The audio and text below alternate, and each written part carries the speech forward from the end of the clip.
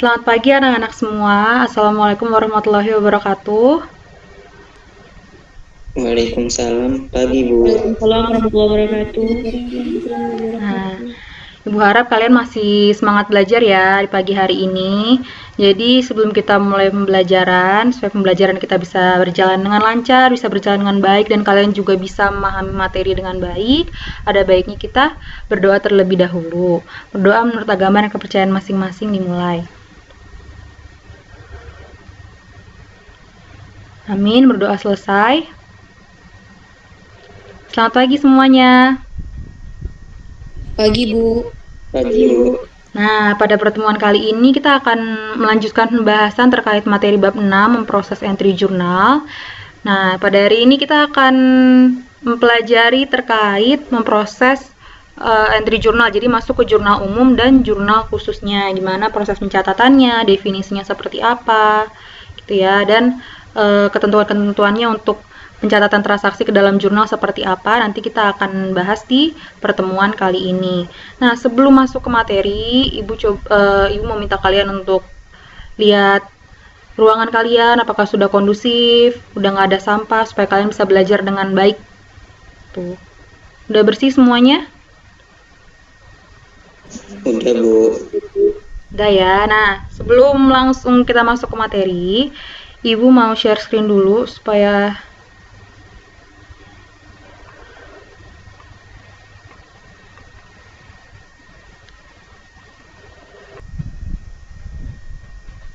Nah, sebelum kita masuk ke materi, Ibu mau membacakan kutipan atau sebuah quotes dari tokoh bernama Meridiana. Kalian ada yang tahu Meridiana? Tahu Bu. Oh ya, nah Ibu mau share screen dulu supaya kalian lebih semangat lagi sebelum kita masuk ke materi. Nah, di sini kelihatan di kalian? Share screen Ibu, kelihatan ya. Nah, Ibu bacain dulu. Quotes dari Meridiana. I might not be the smartest nor the strongest, but I am the most persistent. I will fight till the end and never give up. Nah, kalau diterjemahkan artinya, saya mungkin bukan yang paling pintar, bukan juga yang paling kuat, tapi saya adalah pribadi yang paling gigih. Persistent itu gigih. Jadi saya akan berjuang sampai akhir dan tidak akan pernah menyerah. Nah, Ibu juga harap kita semua, Ibu, kalian, mungkin kalian berpikir, saya bukan yang paling pintar, saya juga bukan orang yang paling kuat, tapi jadilah pribadi yang paling gigih, pribadi yang gigih. Maksudnya apa? Misalnya kalian belajar sungguh-sungguh, ternyata hasil kalian itu misalnya belum mencapai ekspektasi kalian gitu ya, misalnya nilai ulangan kalian nggak sesuai sama ekspektasi kalian, cuma kalian harus punya mindset untuk menjadi pribadi yang persisten, pribadi yang gigih. Yang seperti apa, Bu? Ya kalau misalnya kalian gagal, kalian misalnya memperoleh hasil yang nggak sesuai ekspektasi kalian, kalian jangan langsung nyerah. Tuh. Coba cari alternatif lain yang bisa menunjang kalian untuk mencapai ekspektasi kalian itu. Jadilah pribadi yang gigih. Kalau kalian gagal, kalian gak lupa untuk bangkit lagi. Tuh. Jadi percuma kalian menjadi orang terkenal menjadi orang yang paling pintar, kalian mau dikenal menjadi orang yang paling kuat, tapi kalau kalian gak gigih itu semua percuma. Tuh, karena orang yang paling pintar pun kalau misalnya gak gigih, sekalinya dia pintar terus mengalami kegagalan, pasti kan manusia mengalami kegagalan. Dan dia nggak menjadi pribadi yang gigih, otomatis dia nggak akan bisa bangkit lagi. Jadi Ibu harap kita semua di sini, kalian semua dalam menjalankan peran sebagai siswa, sebagai anak, kalian bisa menjadi pribadi yang gigih. Ya anak-anak ya, tetap semangat belajar ya. Iya Bu. Oke. Nah, sebelum masuk ke materi, ini kan Ibu udah baca sedikit quotes, Ibu harap kalian lebih semangat untuk masuk ke materi. Nah ini, Ibu share screen lagi terkait video.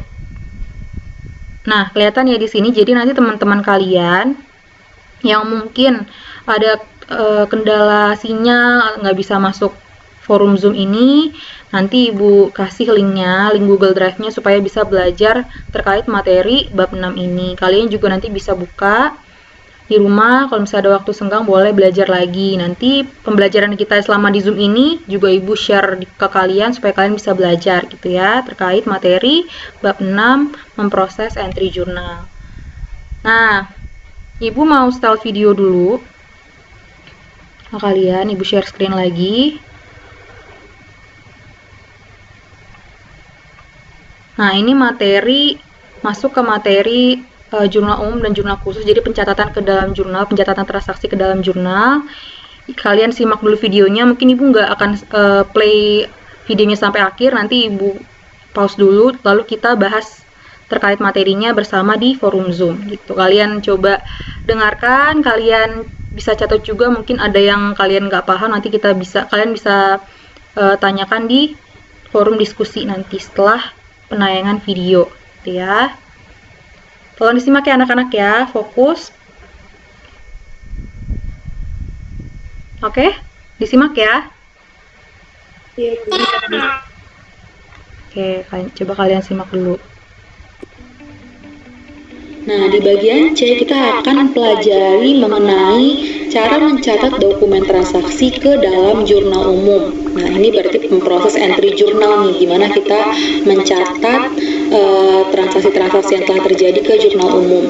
Pertama-tama kita perlu tahu apa itu jurnal umum. Jadi di sini jurnal umum adalah formulir khusus yang kita pakai untuk mencatat tiap bukti transaksi, tiap bukti-bukti pencatatan berupa ada format debit dan format kreditnya secara kronologis. Jadi kita mencatat transaksi yang terjadi ke dalam jurnal umum ini harus berurutan. Misalnya kita mencatat transaksi di bulan November, berarti kita harus catatin dari tanggal 1 sampai tanggal 31, jangan lengkap-lengkap. Misalnya kita nyatat transaksi tanggal 5 dulu deh, baru nanti setelahnya kita nyatetnya tanggal 1. Nah, nggak boleh kayak gitu. Kita nyatet tiap transaksi ke dalam jurnal umum itu harus kronologis sesuai dengan urutan transaksinya, urutan terjadi transaksi, serta juga penjelasan-penjelasan yang diperlukan dari transaksi tersebut.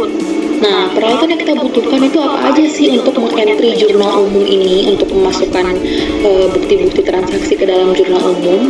Yang pertama, kita tentu perlu bukti transaksi sebagai sumber pencatatan ya. Lalu buku jurnal, ada juga alat tulis, dan kita juga perlu kalkulator untuk mempermudah kita dalam menghitung.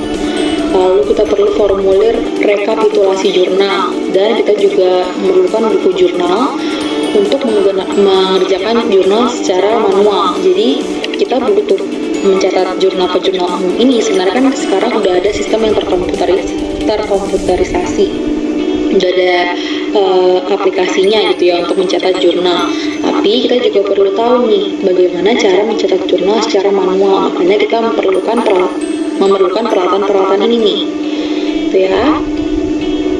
Lalu apa-apa saja hal yang perlu kita perhatikan dalam proses mengidentifikasi data transaksi? Yang pertama, transaksi itu harus kita catat berurutan, harus kronologis, karena jurnal ini kita catat sebagai catatan harian kita nih, yang sifatnya berurutan. Lalu yang kedua, transaksi yang dicatat harus memuat informasi yang terkandung dalam bukti transaksi. Contohnya, dalam bukti transaksi itu ada informasi-informasi seperti syarat pembayaran, nama debiturnya siapa, harga barangnya siapa, nomor fakturnya berapa. Nah, itu harus tercatat. Informasi-informasi tersebut harus dicatat. Lalu yang ketiga, transaksi yang dicatat harus tepat dan benar, baik dalam kita melakukan pendebitan maupun pengkreditan. Kita harus nyatetnya benar, nominal barangnya berapa, lalu nama barangnya apa, nama akunnya apa. Karena jurnal di sini melibatkan 2 akun atau lebih, dan akun ini antara debit dan kredit nanti setelah kita akumulasi, setelah kita jumlahkan, setelah kita total, itu harus seimbang. Tidak akan ada kesalahan saat mengentry jurnalnya, baik dalam akun memasukkan nama-nama akunnya dan nominal-nominal angkanya. Itu. Nah, yang selanjutnya kita juga perlu tahu kita buat jurnal umum ini untuk apa. Yang pertama, kita perlu tahu fungsi jurnalnya nih. Fungsi jurnal yang pertama ini adalah sebagai fungsi pencatatan. Jadi di sini kita sebagai penjurnal ini adalah orang yang membuat jurnal nih. Penjurnal ini kita wajib mencatat setiap peristiwa peristiwa finansial ya. Jadi peristiwa-peristiwa yang melibatkan keuangan di sini yang terjadi dalam perusahaan. Jadi tiap perubahan yang terjadi pada aktiva kita, pada aset kita, pada modal kita, pada utang kita, atau pendapatan dan beban itu harus dicatat ke dalam jurnal dulu supaya laporan keuangan perusahaan kita tuh bisa kita buat dengan lengkap. Tuh kan, jadi kita buat jurnal umum dulu, baru kita ke jurnal khusus dan selanjutnya. Jadi fungsi pertama jurnal adalah fungsi pencatatan. Lalu fungsi yang kedua jurnal yaitu sebagai fungsi historis. Jadi pencatatan setiap transaksi, kita kan mencatat setiap transaksi yang terjadi ini secara kronologis sesuai dengan urutan kejadian. Jadi berdasarkan tanggal terjadinya transaksi. Nah, jurnal ini menggambarkan kegiatan perusahaan sehari-hari secara berurutan dan terus-menerus. Sehingga kalau kita mencatat transaksi ini secara kronologis berurutan, maka kita bisa mengetahui nih perkembangan dalam perusahaan dengan melihat jurnal yang udah kita catat secara kronologis ini. Yang C, fungsi dari jurnal adalah fungsi analisis. Jadi pencatatan jurnal ini adalah hasil dari analisis transaksi berupa pendebitan dan pengkreditan akun serta pengaruh-pengaruhnya terhadap akun-akun itu sendiri. Contohnya, jadi analisis di sini, fungsi analisis di sini mencakup penggolongan dan nama akun. Lalu kita mencatatnya di sisi debit atau di sisi kredit. Tuh, beserta juga jumlah atau nominal akunnya.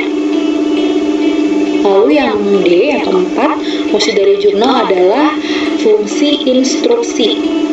Nah, di sini catatan yang sudah kita catat dalam jurnal merupakan perintah untuk mencatat ke sisi debit atau ke sisi kredit akun sesuai dengan catatan dalam jurnal tadi. Jadi pencatatan dalam jurnal nggak cuma hanya sekedar dokumen transaksi dalam perusahaan aja, tapi merupakan sebuah instruksi. Jadi kolom jurnal bagian akun harus diisi dengan nama akun, bagian debit ya kita harus isi dengan jumlah akun yang kita debit, bagian kredit juga kita harus isi dengan nominal akun yang kita kredit. Jadi berupa instruksi di sini. Bahwa kita harus mencatat akun A ini kita catat di debit atau di kredit. Gitu. Lalu yang E, fungsi informatif. Nah, berarti di sini catatan dalam jurnal harus memberikan penjelasan mengenai transaksi yang terjadi.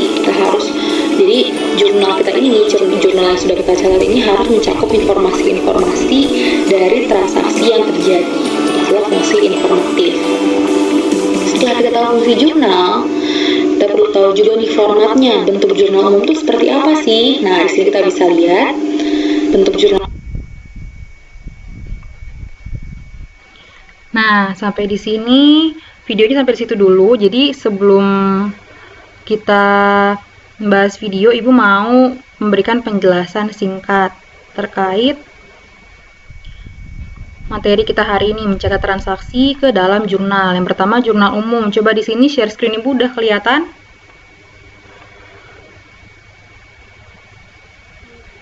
Sudah, Bu.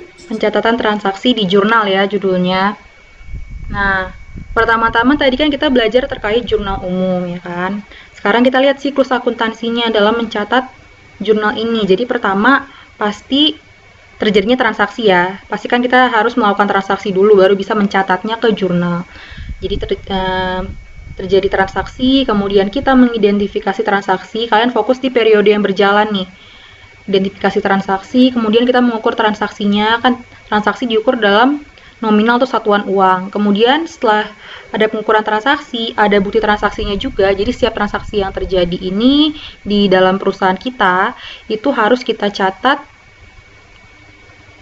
Bukti transaksinya harus ada gitu, bukti fisik transaksinya harus ada supaya kita bisa mencatat lagi ke dalam jurnal, kita bisa melakukan pencatatan ke dalam jurnal atau melakukan penjurnalan. Setelah itu, setelah kita mencatatkan ke dalam jurnal, baik jurnal umum maupun jurnal khusus, baru nanti di bab setelah ini kita akan belajar terkait pencatatan buku besar atau pemindah bukuan. Nah, kemudian jurnal, tadi kan di video udah ada ya. Nah, ini Ibu review sedikit terkait jurnal. Jurnal adalah pertama book of original entry. Nah, jadi jurnal ini adalah catatan atau buku yang isinya adalah catatan untuk mencatat kejadian-kejadian transaksi yang terjadi. Sebentar ya.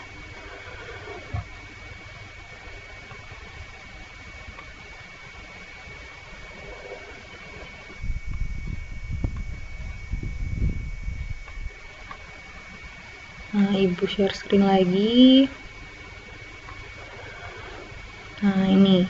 Jadi tadi jurnal adalah buku yang berisikan catatan terkait seluruh transaksi yang terjadi di perusahaan, seluruh transaksi yang benar-benar terjadi, original entry, seluruh transaksi yang benar-benar terjadi di perusahaan.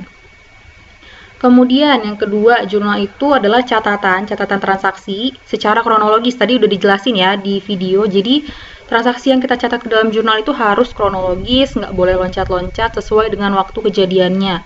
Kalau misalnya selama bulan Agustus ada pertama transaksinya itu terjadi tanggal 1, kita tulis tanggal 1, apa transaksinya, kemudian langsung lanjut ke tanggal setelahnya, ke transaksi setelah tanggal 1.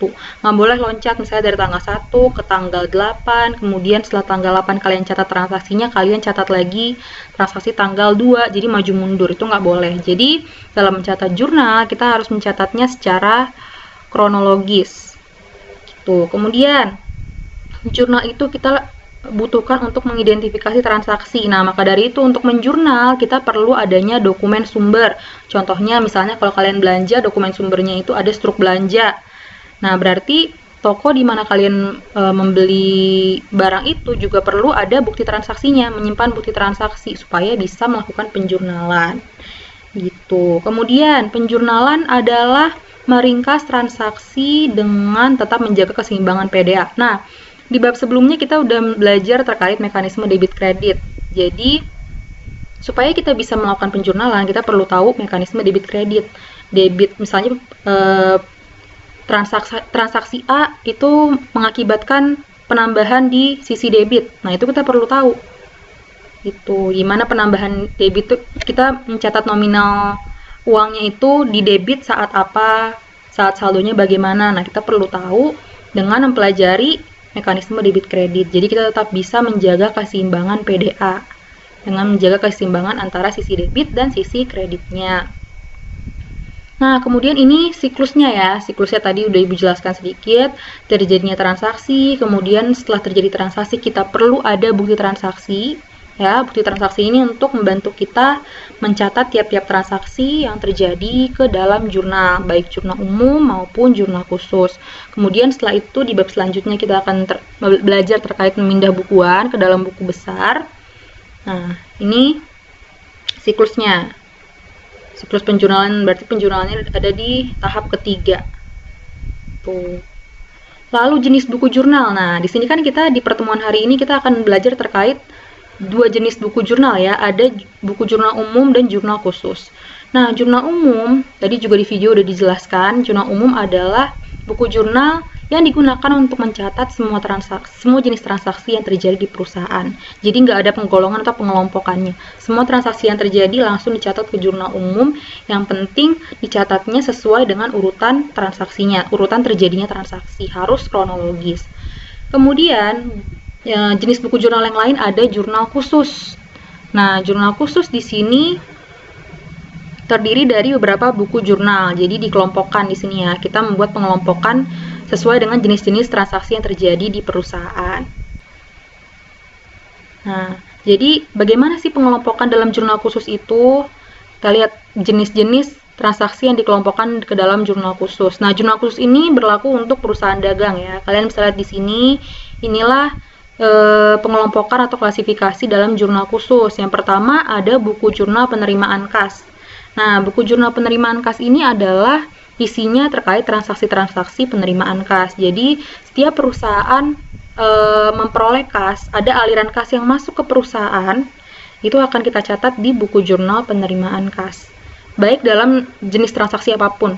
Setiap jenis transaksi yang mengakibatkan adanya kas masuk ke perusahaan, kita catatnya di buku jurnal penerimaan kas. Kemudian kelompok yang kedua, jenis yang kedua, jurnal khusus. Yang kedua itu ada jurnal pengeluaran kas. Nah, ini berarti kebalikannya jurnal penerimaan kas. Kalau di jurnal pengeluaran kas atau istilah bahasa Inggrisnya ada yang tahu kalian? Coba jurnal penerimaan kas dan jurnal pengeluaran kas. Kalau jurnal penerimaan kas istilah bahasa Inggrisnya apa? Ada yang tahu?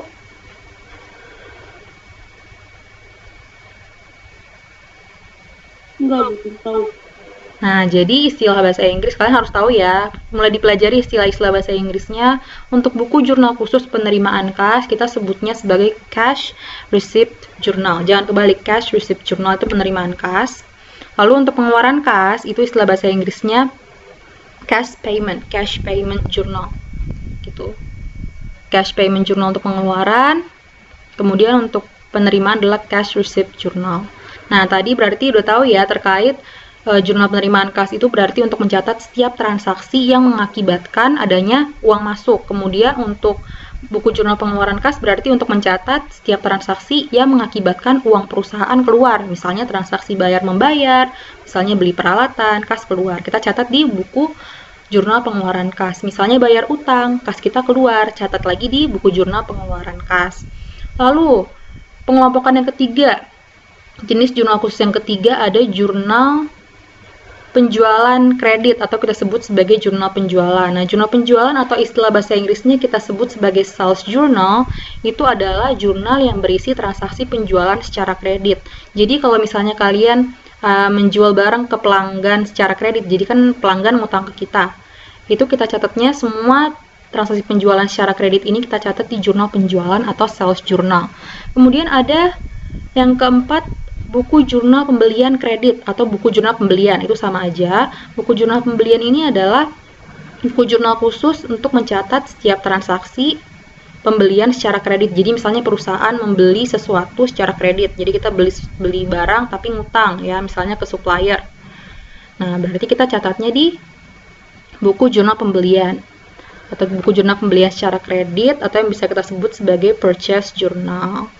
Kemudian ada buku jurnal umum ya. Buku jurnal umum ini berarti isinya transaksi-transaksi lain yang nggak bisa kita tampung di jurnal khusus yang udah kita sediakan tadi di 4 golongan ini, 4 kelompok jurnal khusus ini. Kita catatnya di jurnal umum. Sampai sini bisa dipahami atau ada yang bingung?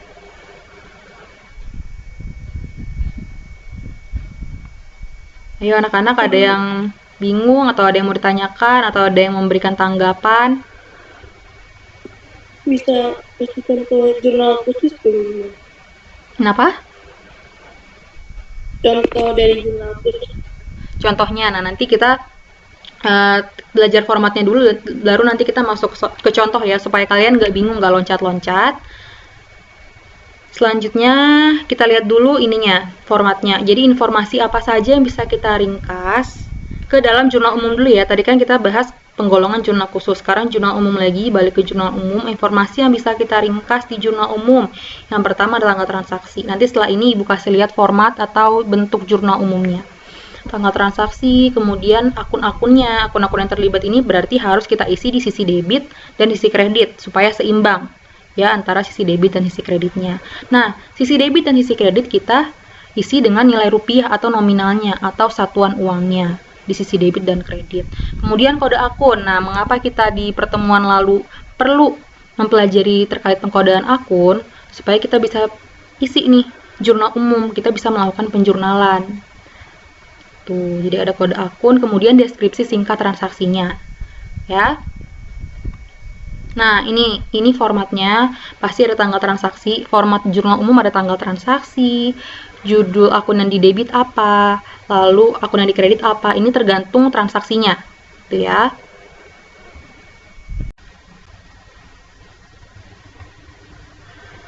Nah, kita melanjutkan lagi terkait materi jurnal umum tadi ya. Kita tadi udah bahas terkait informasi apa saja yang bisa diringkas di jurnal umum.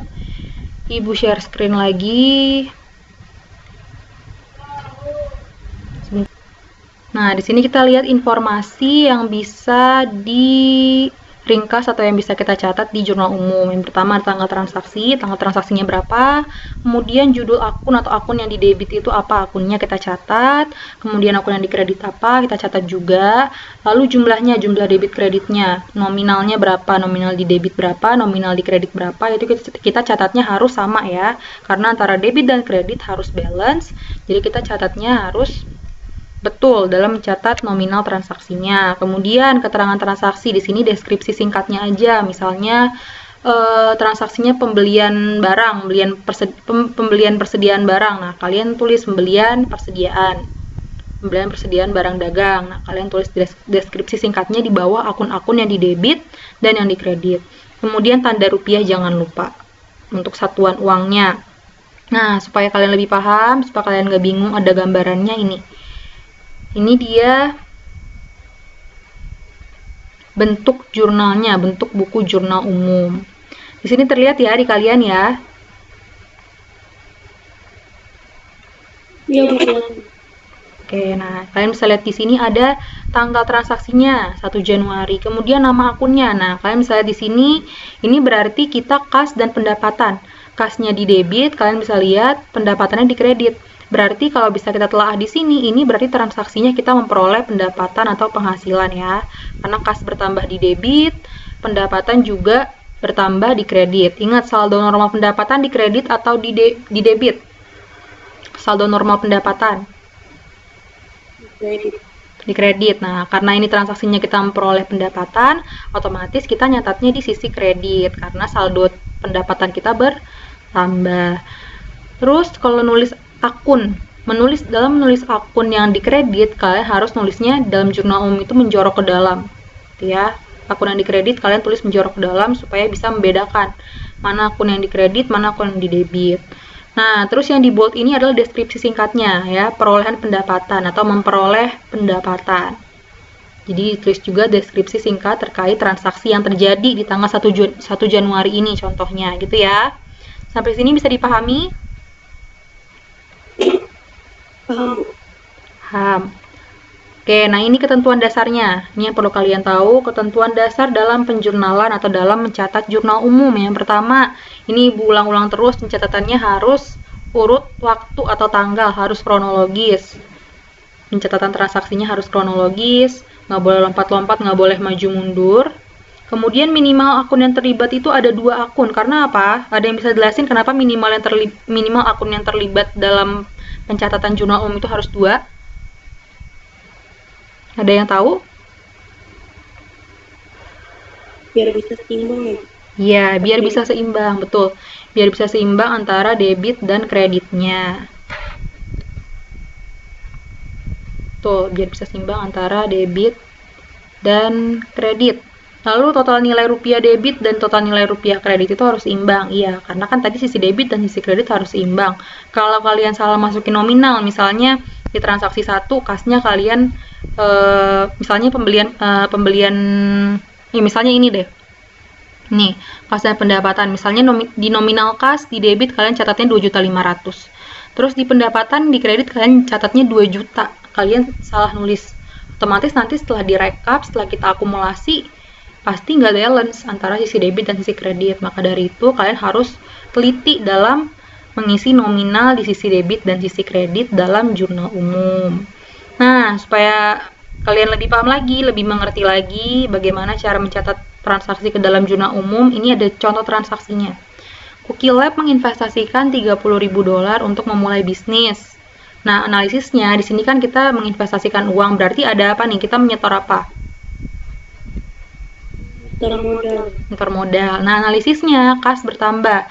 Kas bertambah itu di debit. Ingat ya, saldo normal kas itu di debit. Berarti kalau kita menerima kas, ada kas masuk ke perusahaan, kas kita bertambah, kita catatnya di sisi debit. Gitu. Kemudian ada modal bertambah. Modal bertambah, saldo normal modal di kredit. Berarti kita catatnya di kredit. Nah, pencatatan jurnal umumnya seperti apa, Bu? Seperti ini. Ini dia. Tanggalnya kelihatan ya, share screen Ibu udah kelihatan di kalian. Iya, Bu, kelihatan. Nah, tanggalnya 1 April diisi, kemudian akunnya, lihat akun yang di debit kas, $30.000 ya, kemudian yang di kredit. Nah, jangan lupa nyatatnya menjorok ke dalam modalnya Cookie Lab. Modal Cookie Lab, saldo normalnya modal ada di kredit, kita catatnya di kredit. Kemudian jangan lupa deskripsi singkat terkait transaksi tanggal 1 ini. Di sini deskripsi singkatnya berarti investasi awal dari pemilik, atau misalnya kalian boleh tulis deskripsi singkatnya ini setoran modal pemilik gitu.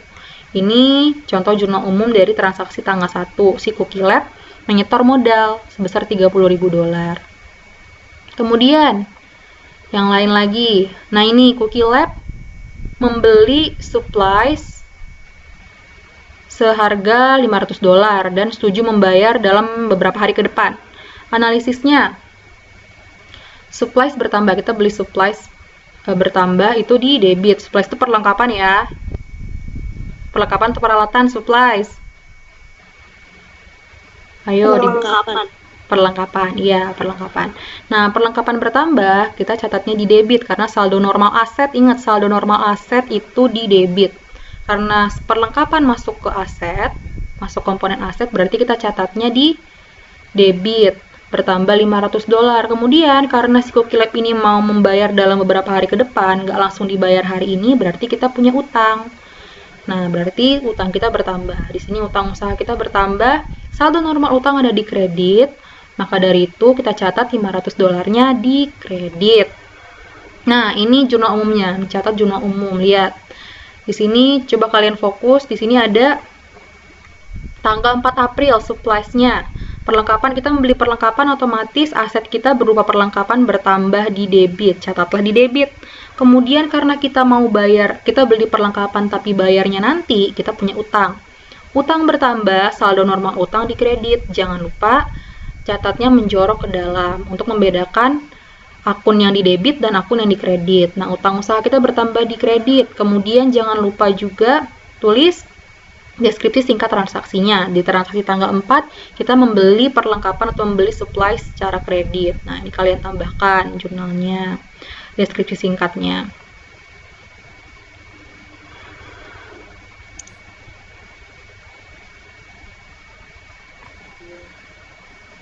Nah, masih ya. Kita lanjut lagi. Satu transaksi lagi supaya kalian lebih paham. Misalnya di sini, nah, gimana jurnal terkait transaksi pendapatan dan beban? Tadi kan kita terkait membeli ya, membeli barang atau menjual, memperoleh pendapatan atau membeli persediaan. Misalnya di sini coba transaksi pendapatan dan beban. Nah, kalian bisa lihat di sini Cookie Lab menerima pendapatan 5.500 secara tunai, $5.500. Karena kita menerima pendapatan, otomatis ada kas masuk ke perusahaan. Kas bertambah, saldo normal kas di debit. Kita catatlah kas $5.500 di debit. Kemudian saldo normal pendapatan di kredit. Kita catatnya saldo normal pendapatan itu bertambah di kredit sebesar $5.500. Jurnal umumnya seperti ini. Coba di sini Ibu nggak usah jelasin lagi ya, kalian udah paham belum terkait format jurnal transaksi, jurnal umumnya untuk transaksi tanggal 4 ini, pendapatan? Sudah paham?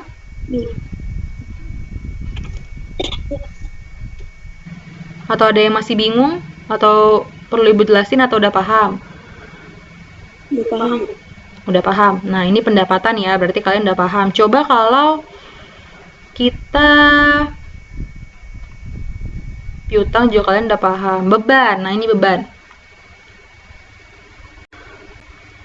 Nah, ini transaksi beban nih, tanggalnya nggak ada, tapi transaksinya selama sebulan, Cookie Lab ini membayar $3.300 untuk membayar beban-beban yang terjadi. Nah, selama 1 bulan ini, beban-beban yang terjadi di kegiatan usahanya ada apa aja? Ada beban sewa $600, beban sewa komputer $600, beban sewa kantor $100, beban gaji $200, beban lain-lain $400.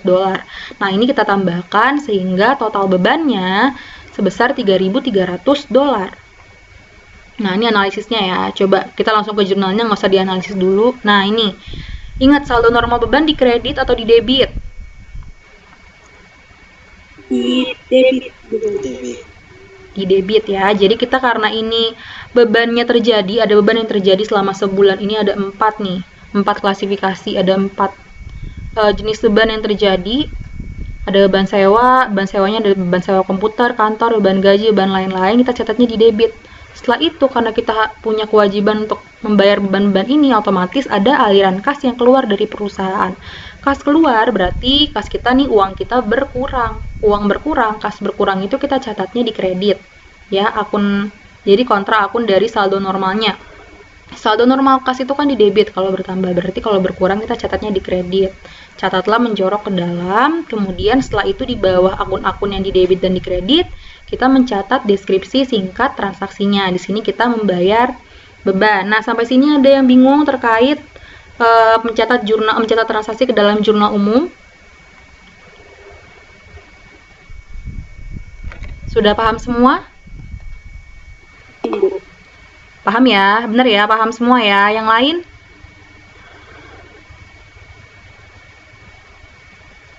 Ayo yang lain udah paham?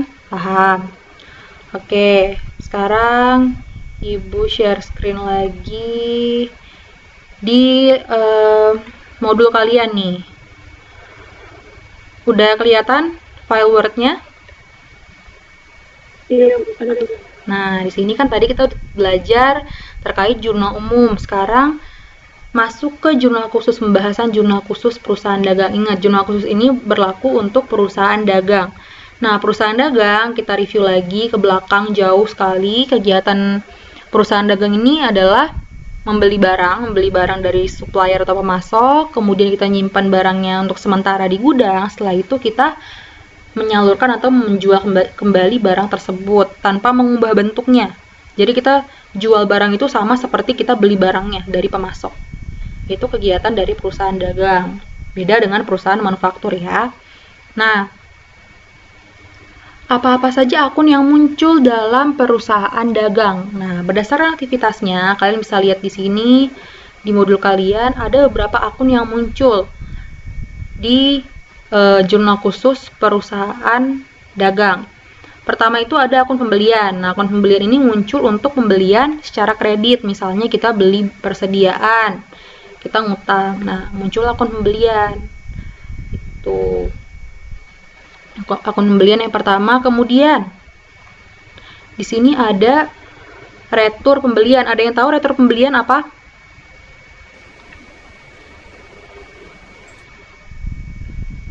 Ada yang tahu retur pembelian? Ada yang bisa jelasin atau mungkin baru dengar terkait retur pembelian?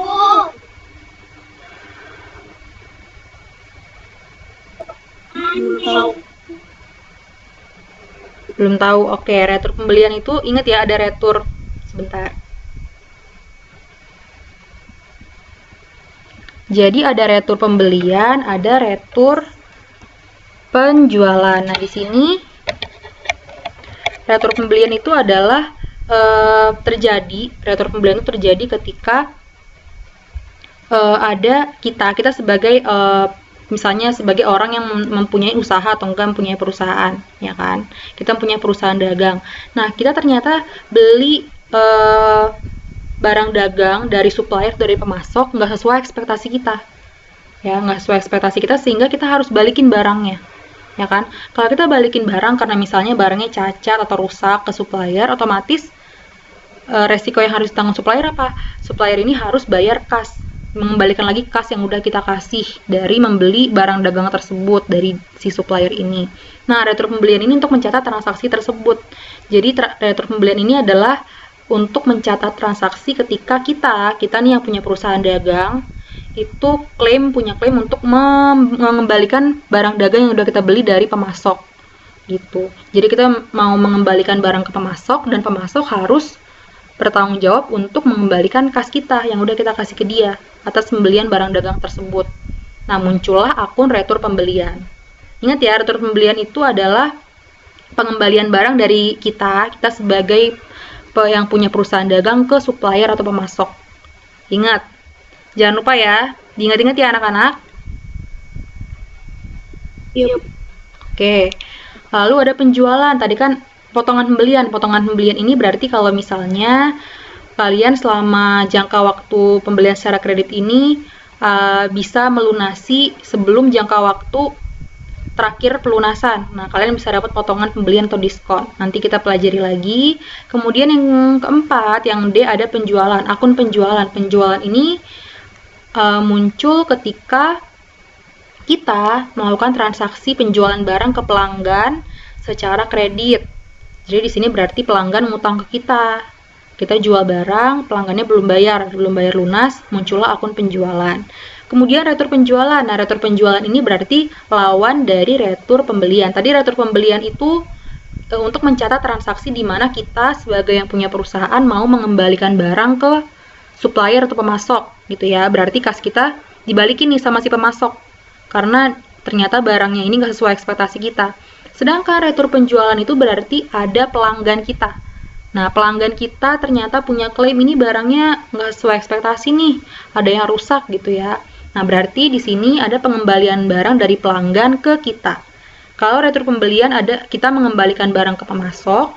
Kalau retur penjualan, pelanggan mengembalikan barang ke kita. Sehingga kita punya kewajiban untuk mengembalikan kasnya pelanggan nih, karena ternyata barang yang kita berikan ke dia itu gak sesuai ekspektasi dia gitu. Jadi kita punya tanggung jawab untuk mengembalikan barang ke pelanggan. Itu retur penjualan. Kemudian potongan penjualan. Nah, ini berarti potongan penjualan ini kebalikannya potongan pembelian. Tadi potongan pembelian itu untuk kita mendapat potongan pembelian dari pemasok ya, maaf. Kalau potongan penjualan itu kita memberikan potongan ke pelanggan kita gitu saat membeli barang dagang. Kemudian ada akun persediaan. Persediaan ini berarti akun yang mencatat pembelian barang dagang kita dari supplier. Ya, setiap kita membeli barang dagang ada akun persediaan yang muncul nih. Kemudian ada HPP. HPP kemarin udah Ibu jelasin. Ibu anggap kalian sudah mengerti semua ya terkait HPP ya. Ada yang bingung? Harga pokok penjualan?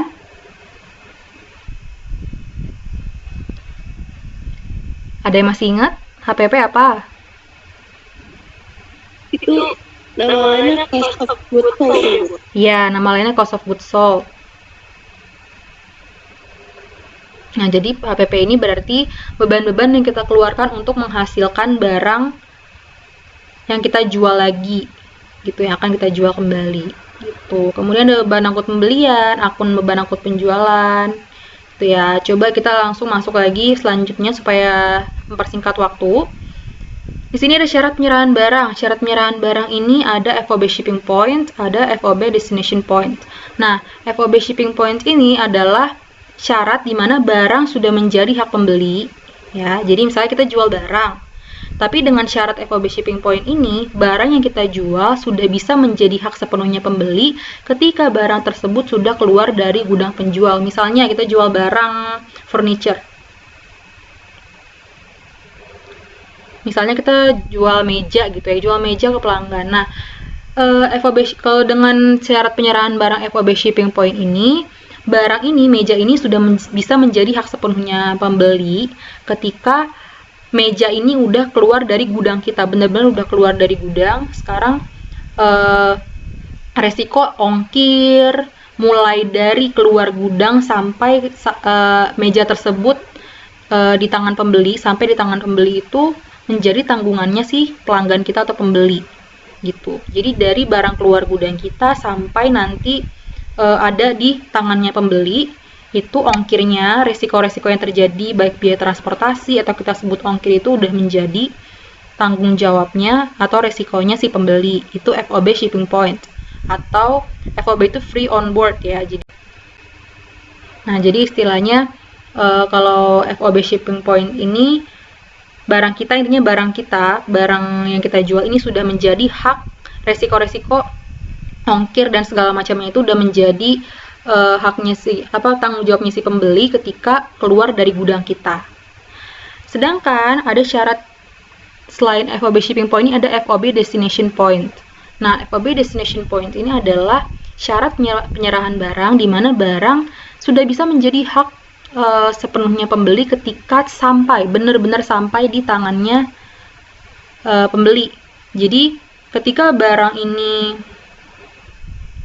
masih ada, baru keluar dari gudang kita, gudang penjual, kita kan sebagai penjual di sini, berarti biaya ongkirnya itu menjadi resikonya kita yang bayar ongkirnya gitu. Jadi kalau shipping point ini biaya ongkirnya ini menjadi bebannya si pembeli. Kalau FOB destination point itu biaya ongkirnya itu menjadi tanggungannya penjual. Sampai sini bisa dipahami terkait syarat penyerahan barang? Ada yang bingung kira-kira?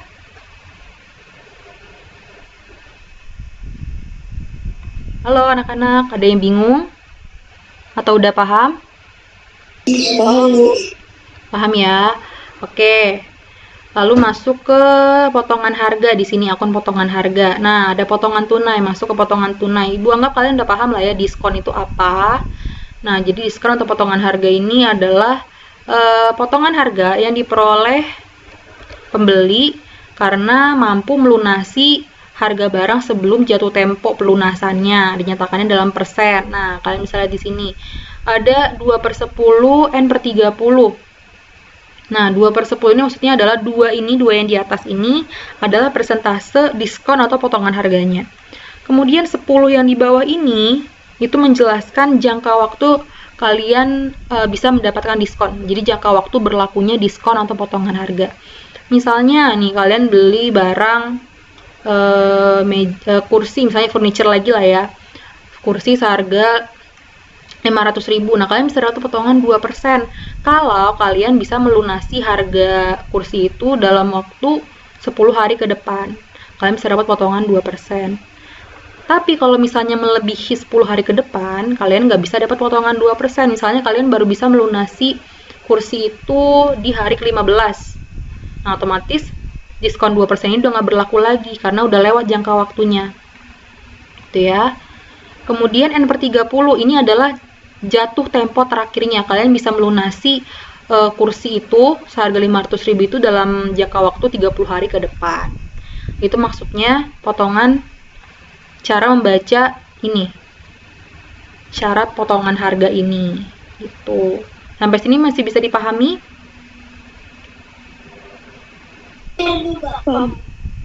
Paham ya? Nah, ini jenis-jenis jurnal khusus. Kalian bisa lihat di sini jenis-jenis jurnal khusus. Itu ada jurnal pembelian atau purchase journal. Ingat istilah bahasa Inggrisnya, jurnal pembelian atau purchase journal. Nah, coba Ibu share screen sebentar.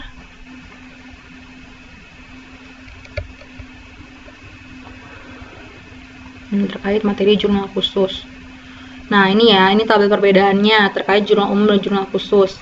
Coba kalian fokus ke Nah, di sini. Di jurnal khusus, kolom jurnal khusus. Kita menggunakan jurnal khusus untuk apa? Untuk mencatat transaksi yang sering terjadi. Transaksi sejenis yang sering terjadi. Tadi kan pengelompokannya ada 4 ya. Ada jurnal penerimaan kas, itu untuk mencatat transaksi yang mengakibatkan kas masuk ke perusahaan.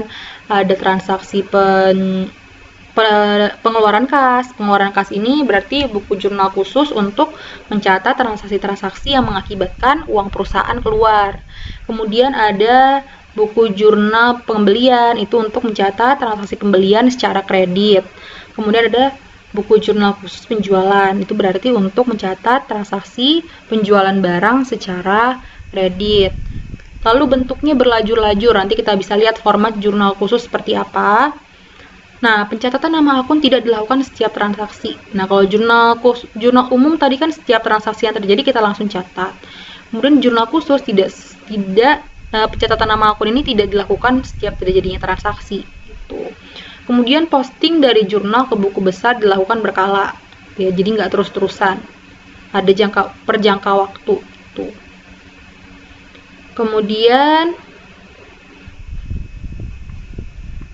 nah, ini langsung ke jenis-jenis jurnalnya supaya kalian bisa langsung paham formatnya seperti apa sih, Bu. Jurnal khusus ini kan ada 4. Formatnya seperti apa? Yang pertama coba jurnal penerimaan kas atau cash receipt journal. Kalian bisa lihat di sini ya, share screen Ibu terlihat jelas atau enggak?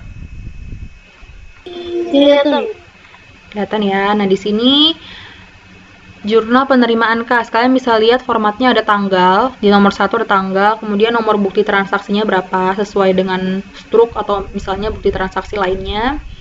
Kemudian keterangan, nah kolom keterangan di sini diisi oleh nama misalnya yang terlibat, ya misalnya nama PT yang terlibat, itu keterangannya, atau misalnya deskripsi singkat transaksinya. Kemudian nomor referensi, ya nomor referensi, kalian udah pasti paham nomor referensi di bab-bab sebelumnya sudah pernah dijelaskan. Kemudian fokus nih, ini di akun yang didebit, kolom akun yang didebit, ini ada kas dan potongan penjualan di jurnal penerimaan kas. Kan kalau misalnya jurnal penerimaan kas berarti untuk mencatat transaksi yang mengakibatkan kita nih perusahaan menerima kas. Kalau menerima kas berarti kan kas kita bertambah, otomatis kita catatnya di debit. Nah, kas bertambah. Kemudian ada potongan penjualan. Kalau misalnya ada potongan, misalnya kita memberikan potongan penjualan kepada pelanggan gitu kan. Kita menjual barang otomatis ada kas masuk. Tapi misalnya jenis transaksinya ini kita memberikan potongan penjualan ke pelanggan. Nah, berarti misalnya ada potongan sebesar 2% dari sebuah transaksi. Kita catatnya di kolom potongan penjualan. Gitu, potongannya berapa kita catat, lalu kas yang kita terima berapa kita catat di akun yang didebit. Kemudian akun yang dikredit. Akun yang dikredit ini ada piutang dagang, ada penjualan, ada serba-serbi di sini. Nah, supaya nggak bingung, coba biar kalian nanti nggak bingung baca modulnya. Kita bisa lihat di sini di modul di jurnal penerimaan kas tadi ya, jurnal penerimaan kas.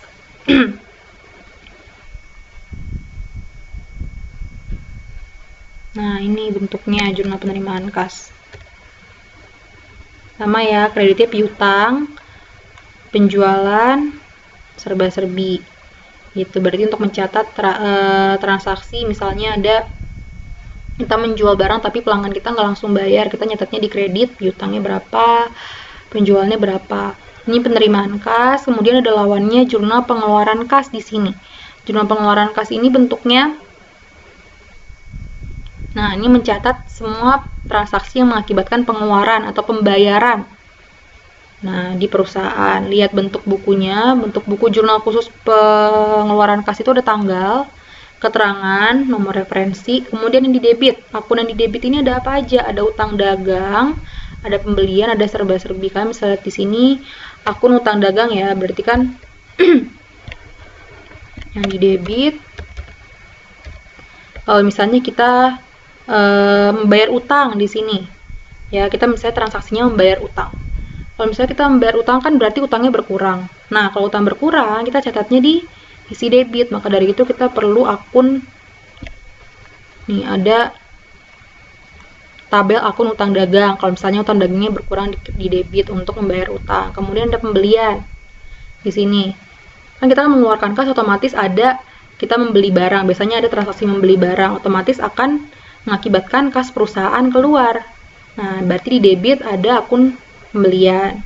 Lalu ada akun serba-serbi untuk menampung akun-akun yang nggak tertampung di format jurnal pengeluaran kas, misalnya selain utang dagang atau pembelian. Nah, kita catatnya di serba-serbi.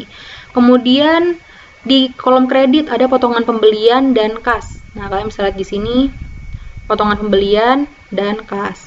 Nah, ini berlaku untuk transaksi, misalnya ini kan pengeluaran kas. Misalnya kalian beli persediaan dagang ke supplier. Nah, supplier ngasih potongan nih, potongan harga, potongan pembelian ke kita. Nah, berarti misalnya kita bisa melunasi barang di jangka waktu berlakunya diskon. Nah, berarti kita bisa dapat potongan pembelian. Kita catatnya di sisi kredit. Kemudian kas yang harus kita bayar juga kita catatnya di sisi kredit. Begitu untuk buku jurnal pengeluaran kas. Nah, kemudian lanjut ke atas, ini buku jurnal, untuk buku jurnal khusus pembelian. Nah, pembelian ini berarti untuk kita menggunakan jurnal khusus pembelian atau purchase journal ini untuk mencatat pembelian barang secara kredit. Jadi setiap kita membeli barang dari supplier atau dari pemasok secara kredit, kita nyatatnya di jurnal khusus atau jurnal pembelian secara kredit. Bagaimana Bu formatnya? Format buku jurnal pembelian ini. Nah, kalian bisa lihat di sini ada tanggal, keterangan,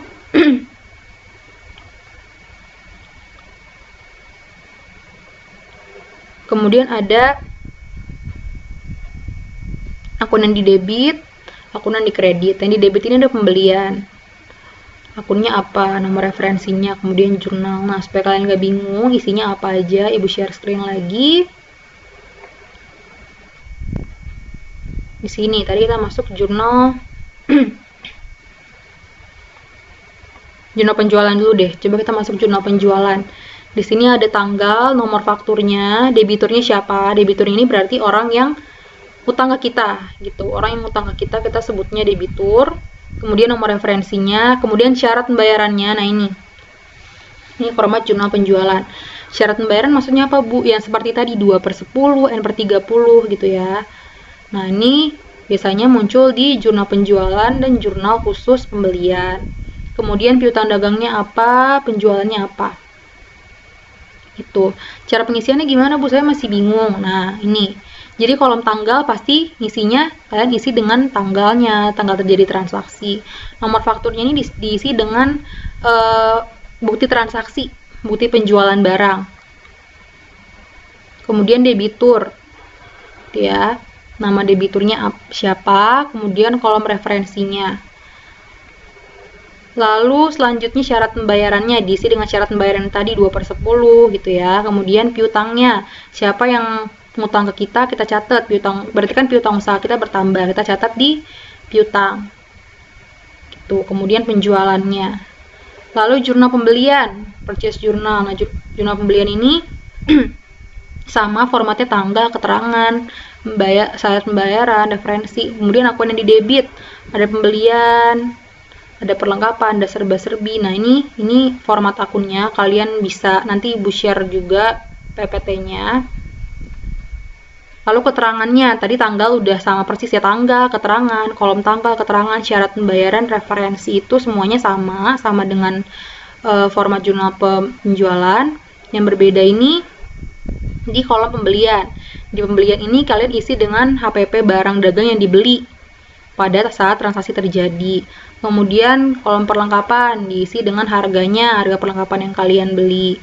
Kolom serba-serbi ini kalian isi untuk akun-akun yang nggak tertampung tadi di kolom pembelian dan perlengkapan.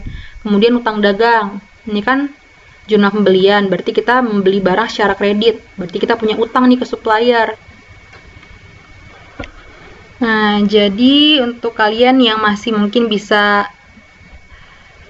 stay di Zoom, mungkin karena nggak ada kendala sinyal dan lain-lain, nggak ada kendala kuota, coba kita review sedikit terkait materi yang udah kita pelajari tadi terkait jurnal umum dan jurnal khusus.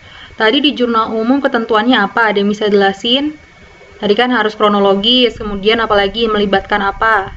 Berapa akun? Minimal 2 akun. Ya, minimal 2 akun supaya debit dan kreditnya balance. Kita tetap harus menjaga keseimbangan persamaan dasar akuntansinya. Ya, kemudian kita masuk ke formatnya. Format jurnal umum, ada apa aja? Ada yang bisa jelasin? Ada tanggal,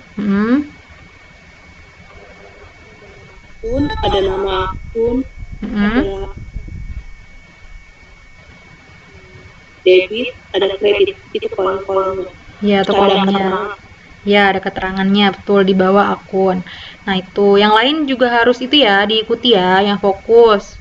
Supaya nanti ke depannya kalian bisa paham. Nanti di pertemuan selanjutnya kita mempelajari mungkin terkait latihan soalnya, supaya lebih paham lagi mekanisme debit kredit bagaimana, kemudian penjurnalan bagaimana, mencatat jurnal transaksi ke dalam jurnal umum seperti apa, mencatat transaksi ke jurnal khusus seperti apa. Kemudian di jurnal khusus ini digunakan oleh perusahaan apa? Apakah oleh perusahaan jasa dan perusahaan dagang atau hanya salah satunya? Hanya perusahaan dagang. Hanya perusahaan dagang ya. Ya, yang menggunakan jurnal khusus hanya perusahaan dagang. Kemudian pengelompokan jurnal khusus apa aja? Coba disebutin. Ada yang bisa? Ayo nih yang masih ada di Zoom, yang nggak ada kendala. Ada 4 gitu. Ada apa aja? Coba Jul. Ada jurnal penerimaan kas, ada jurnal pengeluaran kas, ada jurnal penjualan, ada jurnal pembelian.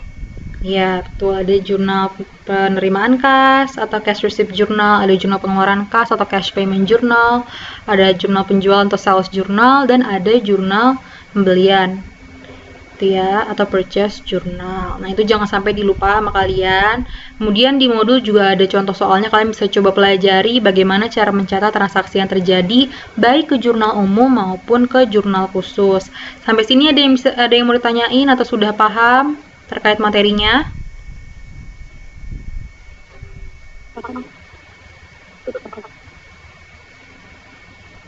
Paham nih, yang lain paham gak nih? Ayo, paham semua?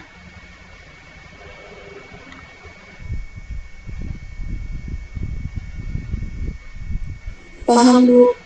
Oke, paham ya. Nah, untuk itu supaya kalian lebih bisa nanti coba kerjakan tugas yang udah di-share di Google Classroom, nanti kalian coba kerjakan tugasnya terkait jurnal umum dan jurnal khusus. Ibu harap kalian lebih paham lagi materi terkait jurnal umum dan jurnal khusus. Nanti untuk teman-teman kalian, ini Ibu share screen lagi. Nah, ini ya. Ini videonya, ini Ibu kasih lihat kalian format videonya dan 6 jurnal yang bisa dipelajari untuk teman-teman kalian yang berhalangan, berkendala, nggak bisa ikut forum Zoom. Nanti kalian bisa ingatkan, koordinasikan. Ibu nanti bantu koordinasikan juga supaya belajar di rumah masing-masing. Karena kan ini bisa kalian akses kapan aja. Supaya nanti teman-teman kalian juga yang punya kendala bisa belajar bab 6 dengan baik. Ya, nanti video kita ini juga untuk forum Zoom ini nanti Ibu usahakan share juga ke grup kelas supaya yang lain bisa belajar terkait bab 6. Gitu. Jadi jangan lupa ya anak-anak ya, jangan lupa belajar lagi terkait materi bab 6. Jangan lupa pelajari lagi ya di rumah ya. Oke. Nah, Iya, Bu. Iya, Bu. Oke. Nah, karena waktunya udah mau habis, supaya nggak mengganggu jam mata pelajaran lain, Ibu cukupkan sekian untuk pertemuan kali ini. Jangan lupa dikerjakan tugasnya. Jangan lupa koordinasikan juga ke teman-teman yang lain untuk nonton videonya, video pembelajarannya supaya lebih paham lagi. Ibu rasa cukup sekian. Kurang lebihnya mohon maaf kalau misalnya ada penjelasan Ibu yang kurang kalian pahami. Nanti kita bisa diskusikan lagi di pertemuan selanjutnya. Ibu tutup pembelajaran kita pada pagi hari ini. Terima kasih semuanya. Wassalamualaikum warahmatullahi wabarakatuh. Waalaikumsalam. Waalaikumsalam warahmatullahi wabarakatuh. Selamat pagi anak-anak semua. Terima kasih, Bu. Makasih ya. Pagi, Bu. Pagi, Bu. Iya, Bu. Sama-sama, Bu. Iya, Ibu end meeting ya. Kalian udah boleh lanjut ke mapel selanjutnya. Makasih semua. Baik, Bu.